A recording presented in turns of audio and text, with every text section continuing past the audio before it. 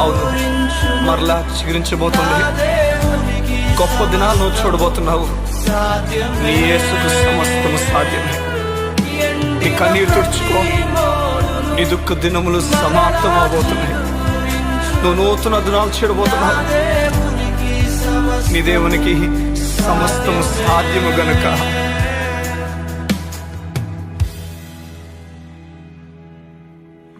విలువేలేని నా జీవితం నీ చేతిలో పడగానే అది ఎంతో విలువని నాకు చూపితివే. జీవమే లేని నాలోని జీవమును నింపుటకు నీ జీవితాన్నే ధారబోసితివే.